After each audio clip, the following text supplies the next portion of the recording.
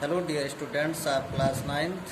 Welcome to the YouTube channel of CAB Science Academy. प्यारे बच्चों, आज मैं आपका सेकंड लेसन एक्सप्लेन करने वाला हूं, जिसका नाम है द साउंड ऑफ म्यूज़िक। और इस सेकंड लेसन में आपको 2 पार्ट्स स्टडी करने हैं। तो चलिए फर्स्ट पार्ट को ध्यान से समझा जाए, पढ़ा जाए। चलिए बच्चों, जैसा कि आप यहाँ देख सकते हैं, आपके लेसन का नाम है द साउंड ऑफ म्यूज़िक, संगीत की आवाज़।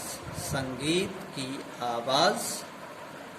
अब पार्ट 1 देखिए, यहाँ दिया गया है। एवलिन ग्लैनी लिसन्स मीन्स सुनती है। बच्चों ये एक नाम है। एवलिन ग्लैनी लिसन्स मीन्स सुनती है। टू साउंड मीन्स आवाज़। विदाउट हियरिंग इट, बिना इसको सुने ही। एवलिन ग्लैनी आवाज़ को सुन लेती है बिना इसको सुने ही। कैसे सुन लेती है, अब आगे आप समझेंगे। तो इसकी कंपोजर हैं डेबोरा कॉली। तो आप सबसे पहले अबाउट द लेसन पर केयर करेंगे, जैसा कि आप देख सकते हैं लिखा गया है। इट इज़ अ स्टोरी, ये कहानी है, ऑफ अ मल्टी प्रिकसनिस्ट, बहुताल वादक। ताल वादक का मतलब बच्चों बहुत सारे यंत्र बजाने वाले जो होते हैं उनको मल्टी प्रिकसनिस्ट बोला जाता है। बहुत सारे वाद्य यंत्र बजाए जाने वाले व्यक्ति को हम क्या कहते हैं, मल्टी प्रिकसनिस्ट। तो ये कहानी है बहुताल वादक की, एवलिन ग्लैनी। और वो ताल वादक कौन थी? एवलिन ग्लैनी। हु कैन प्ले, जो बजा सकती है, नियरली 1000 म्यूजिकल इंस्ट्रूमेंट, जो लगभग 1000 संगीत वाले यंत्रों को बजा सकती है, विद परफेक्शन, पूर्णता के साथ। शी इज डीप, वो बहरी है। डीप मीन्स बहरी, वो बहरी है। But can hear the sounds, लेकिन वो आवाज को हियर कर सकती है, सुन सकती है। विद हेल्प ऑफ वाइब्रेशंस, कंपन की सहायता से। हर हियरिंग डिसएबिलिटी, उसकी सुनने में जो असक्षमता थी, उसकी सुनने में जो असमर्थता थी, वाज डिस्कवर्ड, इसके बारे में पता लगा था। कब पता लगा था? एट द एज ऑफ 11 वर्ष की उम्र में, बाई हर मदर, उसकी माता के द्वारा। अर्थात उसकी सुनने की जो असमर्थता थी, ये उसकी माता के द्वारा 11 वर्ष की उम्र में पाया गया। किसकी 11 वर्ष की उम्र में? Evelyn Glennie. Strongly enough, she wanted to pursue her career as a musician. इससे भी मजबूती भरी बात ये थी कि she wanted to pursue her career, कि वो अपना जीवन बनाना चाहती थी एज अ म्यूजिशियन, एक संगीतज्ञ के रूप में। हर टीचर्स डिस्करेज्ड हर, उसके अध्यापकों ने उसको हतोत्साहित किया, उसके करेज को गिरा दिया, उसके साहस को गिराया। उसके अध्यापकों ने उसको हतोत्साहित किया। बिकॉज ऑफ मीन्स के कारण, हर हियरिंग डिसेबिलिटी, उसकी सुनने में असमर्थता के कारण उसके अध्यापकों ने उसको हतोत्साहित किया। But one of her school percussionist, लेकिन उसके स्कूल के ही एक ताल वादक जिसका नाम रॉन फॉर्ब्स था, रिकग्नाइज, उन्होंने पहचाना, हर पोटेंशियल, उसकी अंतर्निहित शक्ति को उन्होंने पहचान लिया। एंड सपोर्टेड हर, और उसको सपोर्ट किया, उसका समर्थन दिया। ही टाट हर, उन्होंने उसको सिखाया। टू हियर, सुनना। थ्रू हर अदर सेंसेस, अन्य भावनाओं के माध्यम से उन्होंने उसको सुनना सिखाया। The excited Evelyn opened her mind, उत्तेजना से भरी एवलिन ने अपने मस्तिष्क को खोला। एंड बॉडी, और शरीर को। टू साउंड्स एंड वाइब्रेशंस, आवाज़ और कंपन के लिए। She could feel the vibrations, वो कंपन को महसूस कर सकती थी। ऑफ द हायर ड्रम, ऊंची आवाज वाले ढोलक के कंपन को वो महसूस कर सकती थी। On the upper part of the body, शरीर के ऊपरी भाग पर। And that of the lower drum, और नीचे वाली जो ड्रम रहते थे अर्थात स्लो साउंड में, on the lower part of the body, अपने शरीर के निचले भाग से वो उसको महसूस कर लेती थी। It was a beginning of her success, ये उसकी सफलता की शुरुआत थी। चलिए बच्चों आगे बढ़ते हैं, नेक्स्ट पेज पर चलते हैं।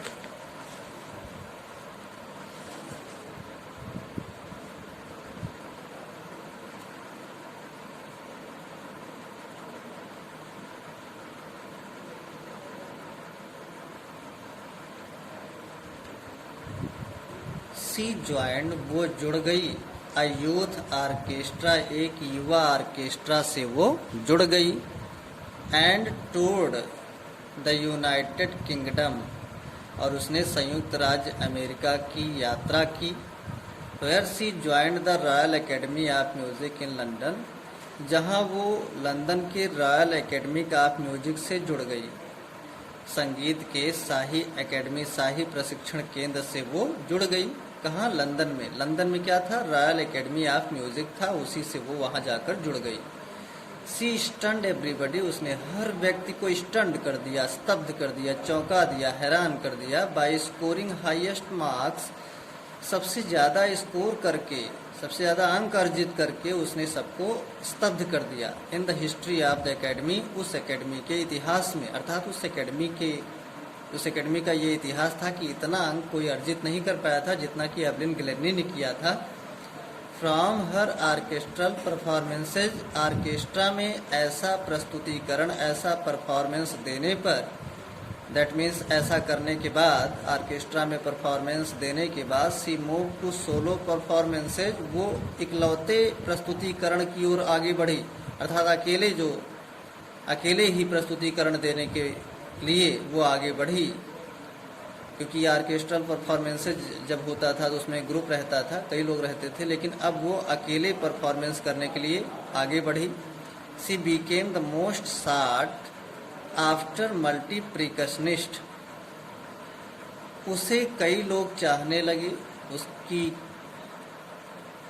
सी बीकेम द मोस्ट साट, उसे कई लोग चाहने लगे, अर्थात बुलाने की इच्छा रखने लगे। After multi percussionist in the world, इस संसार में बहुताल वादक के बाद। She achieved the prestigious air award, उसने अभिमान से भरा, गर्व से भरा पुरस्कार उस साल प्राप्त किया। ऑफ द रॉयल फिलार्मोनिक सोसाइटी, शाही संगीत के समाज में, शाही संगीत के समाज में उसने उस साल अभिमान से भरा पुरस्कार प्राप्त किया। She gives free of cost concerns in prisons and hospitals, उसने कैदियों को या अस्पतालों में काफ़ी सहयोग दिया। टू ब्रिंग होप, आशा लाने के लिए, एंड जॉय, और आनंद लाने के लिए। To the millions of needy persons, कई ज़रूरतमंद व्यक्तियों, लाखों ज़रूरतमंद व्यक्तियों के अंदर आनंद की भावना लाने के लिए, आशा की भावना लाने के लिए उसने काफ़ी कुछ किया। She is a shining inspiration, वो एक चमकदार प्रेरणा है।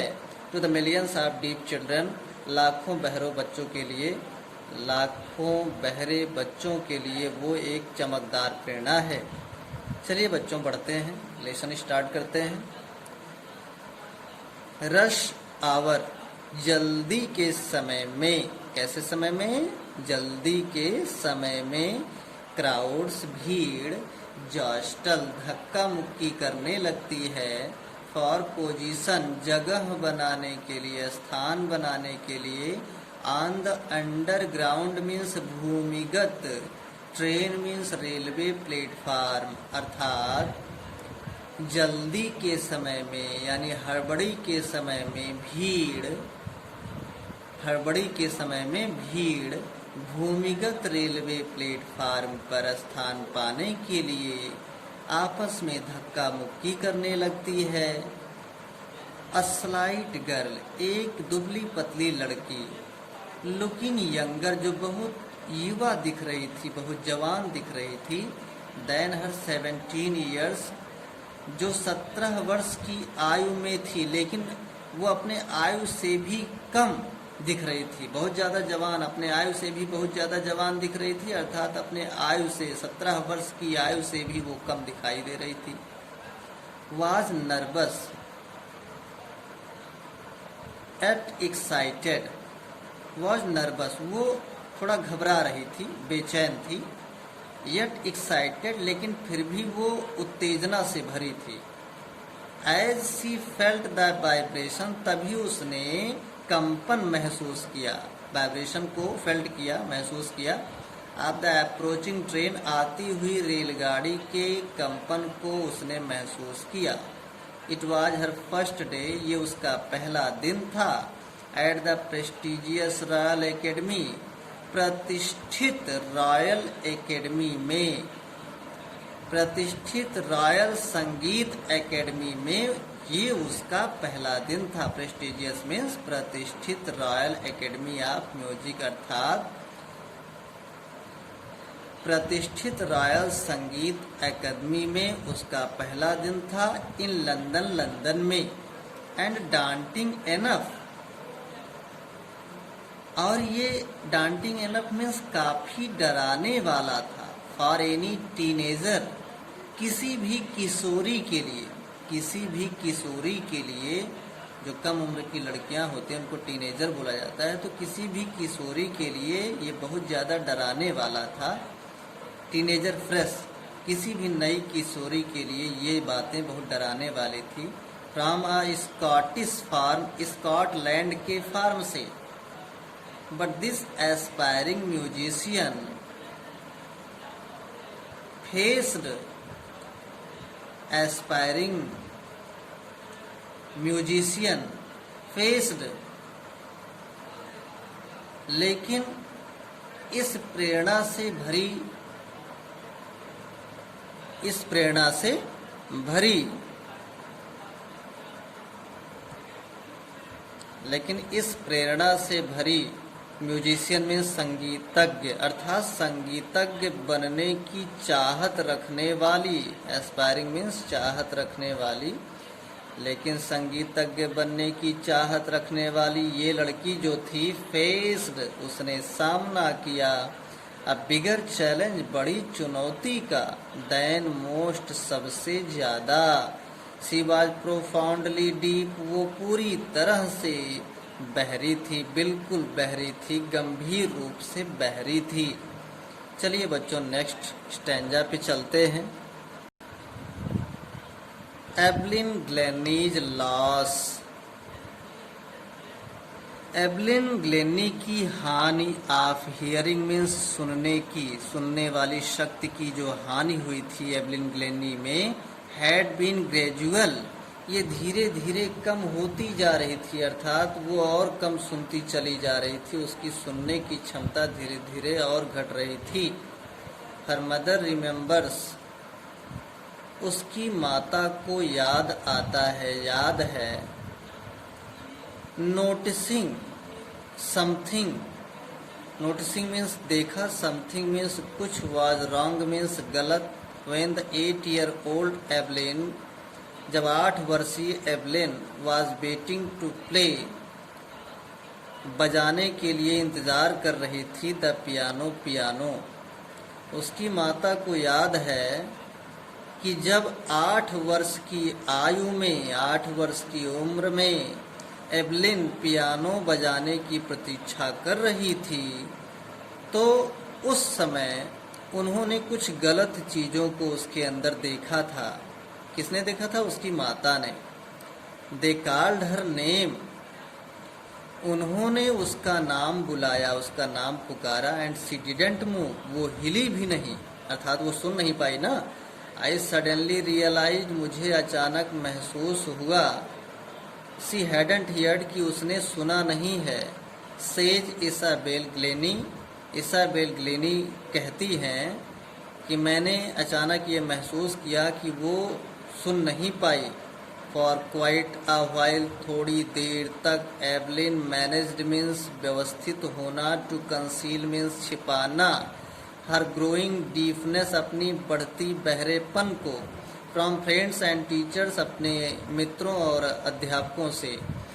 कुछ समय तक एवलिन ने अपने बढ़ते हुए बहरेपन के बारे में अपने मित्रों और अध्यापकों से छुपाने का प्रबंध तो कर लिया, किसी तरह से इस बात को मैनेज कर लिया। बट बाय द टाइम, लेकिन धीरे धीरे, शी वाज 11, वो 11 वर्ष की हो गई। हर मार्क्स हैड डिटरायरेटेड, और उसके अंक गिरने लगे, अंक कम होने लगे। एंड हर हेड मिस्ट्रेस, और उसकी प्रधान अध्यापिका ने अर्ज्ड हर पेरेंट्स, उसके माता पिता से विनती किया, to take her to a specialist, कि वे उसको एक विशेषज्ञ के पास ले जाएं। इट वाज देन डिस्कवर्ड, तब ये पता लगा, that her hearing was severely impaired, तब ये पता लगा कि